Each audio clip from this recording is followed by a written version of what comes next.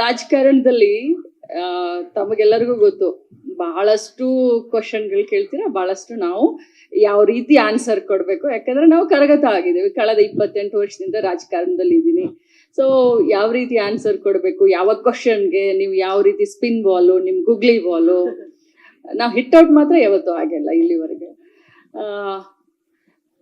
ಈ ಕತೆ ಕೇಳ್ಬೇಕಾದ್ರೆ ನನಗೆ ಬಹಳತ್ತು ಕೂರ್ಸ್ಕೊಂಡು ಬ್ಯಾಂಗ್ಳೂರ್ ಮನೆಯಲ್ಲಿ ಬಂದಿದ್ರು ಸ್ಟೋರಿ ಹೇಳೋರು.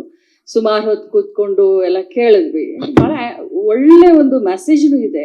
ಸ್ಪೆಷಲಿ ಉಮಾಶ್ರೀ ಅವರ ಅದ್ಭುತ ನಟನೆ, ಉಮಾಶ್ರೀ ಅವರ ಪಾತ್ರ ಬಹಳ ಚೆನ್ನಾಗಿದೆ. ಎಲ್ಲರ ಪಾತ್ರ ಕೂಡ ತುಂಬಾ ಚೆನ್ನಾಗಿದೆ. ಇಮೋಷನಲ್, ಲೈಕ್ ಧನಂಜಯ್ ಅವರ ಆಗಿರ್ಬೋದು, ಹೀರೋಯಿನ್ ಆಗಿರ್ಬೋದು, ಕತೆ ತುಂಬಾ ಚೆನ್ನಾಗಿದೆ. ನನಗಂತೂ ತುಂಬಾ ಇಷ್ಟ ಆಯ್ತು. ನಾನು ಯಾಕಂದ್ರೆ ಬಹಳ ರೇರು, ಬಹಳ ದಿನದ ಮೇಲೆ ಮೊನ್ನೆ ಒಂದು ಹಿಂದಿ ಸಿನಿಮಾ ದುರಂಧರ್ ಫ್ಯಾಮಿಲಿ ಎಲ್ಲರೂ ಕರ್ಕೊಂಡು, ಚಂದ್ರಾಜ್ನೆ ತುಂಬಾ ಹಿಂಸೆ ಮಾಡಿ ಕರ್ಕೊಂಡು ಹೋಗಿದ್ದೆ. ಅದಕ್ಕಿಂತ ಮುಂಚೆ ಒಂದು ಗಣೇಶ್ ಅವ್ರದ್ದು ಒಂದು ಫಿಲ್ಮ್ ನೋಡಿದ್ದೆ. ಬಹಳ ವರ್ಷಗಳ ನಂತರ ಕತೆ ಹೊಸತನ ಇದೆ, ಒಂದು ಮೆಸೇಜ್ ಇದೆ, ಫ್ಯಾಮಿಲಿ ಎಂಟರ್ಟೈನ್ಮೆಂಟ್ ನನಗಿಷ್ಟ ಆಯ್ತು. ನಾನು